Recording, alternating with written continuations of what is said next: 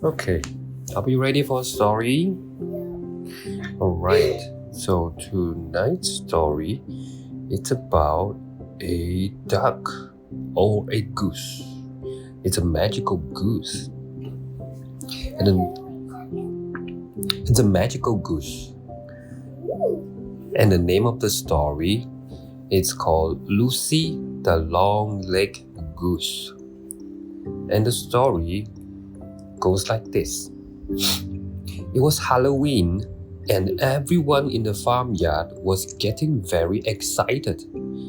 The animals were looking forward to a very special party that night. But most of all, they were looking forward to dress up. I'm going as a red Indian, grunted the pig. Then I'll be a cowboy, giggled the goat. And what would you be? The farmer asked Lucy, the long-legged goose. It's a secret, honked Lucy as she scurried across the farmyard. Now Lucy the goose had been planning her costume for weeks and wanted it to be a great surprise. Late that night, when the moon was full and everyone was at the party, a dark shadow flitted across the sky. Shh. A witch! Someone gasped. Everyone looked up. There, high above the trees, was a witch on a broomstick, circling around ready to swoop down on the animals in the farmyard. It's a real witch, someone else cried. Then it all ran to hide, quite scared out of the weeds. The witch's broomstick landed in the middle of the farmyard with a thump. One by one, the animals appeared from their hiding place and then began to laugh. Oh, it's not a witch at all, they roared.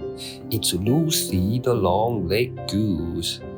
I know those bright yellow legs anywhere, chuckled the farmer. The end. Yes, it's a short story. Oh, now we can go 3 more stories. Okay, since it's a short story. Yes. Now, ready for second story? And the story is about a girl and her dog. The name of the story is called Barney Knows Best. And the story goes like this. Lisa had a brand new winter outfit. What great clothes, said Lisa proudly. I shall never take them off. Her little dog Barney snickered because he knew that she would have to soon enough. I shall wear my new outfit in the rain, in the snow, and when the cold wind blows. I shall never take it off. Her little dog Barney smiled to himself and gazed up into the sky. The sun came out from behind a cloud, and soon it felt very warm. Phew, gasped Lisa. I'll have to take off this outfit and find a cooler one. Her little dog Barney chuckled to himself. I just knew she would. The end. Yes. Now, here's the third story. Maybe. Now, the third story is about a boy and a cat. The name of the story is called Tibby Goes to Sleep. And the story goes like this.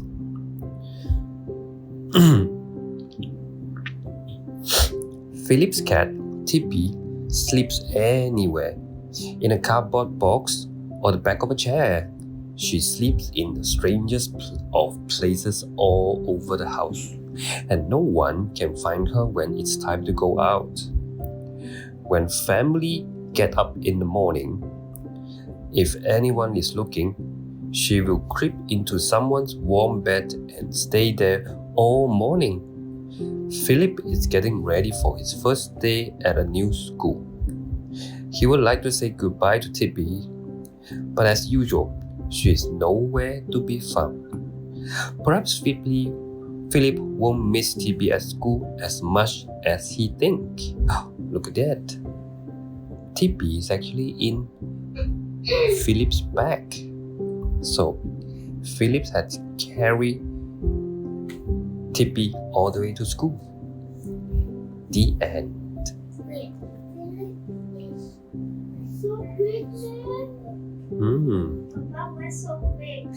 Now the last story, the fourth one. It will be longer. So it's about page 110. Whoa. It's about That makes me very long until 5 o'clock. a pig. So the name of the story is called Patti's Portrait. And the story goes like this. Patti the pig was wandering through the meadow one fine summer morning. She pauses for a minute to smell the flowers and gaze up into the clear blue sky. What a lovely morning, she sighed. And what beautiful, beautiful flower. And what a beautiful pig, said a voice from behind. Patti turned around, rather startled. There, sitting in the long grass, was an artist painting a picture. I've never seen a more beautiful pig, the artist went on. I simply must paint your picture. How wonderful, squealed Patti, very through. But I've absolutely nothing to wear. And before the artist could stop her, she throttled off away at top speed.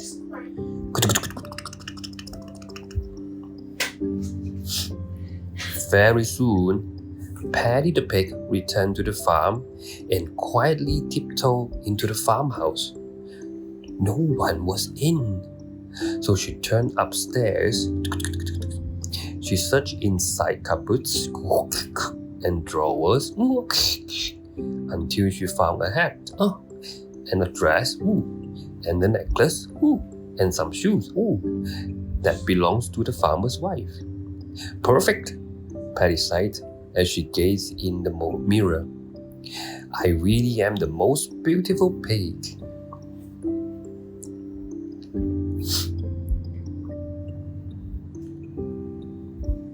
When the artist saw Patti, she shook his head. Where is that beautiful pig that I met in the meadow this morning? I'm here, squealed Patti. I've dressed up for the pictures. No need, replied the artist. You were quite exquisite before. So Patti carefully folded up the farmer's wife's clothes, then stood very still in the meadow, sniffing the flowers. When the artist had finished his painting, he hung it in an art gallery. One day, he took Patti along to see for herself what a beautiful picture she had made. The end. Alright, good night everybody. Good night. Good night, baby. Okay. Shh. Good night. See you tomorrow.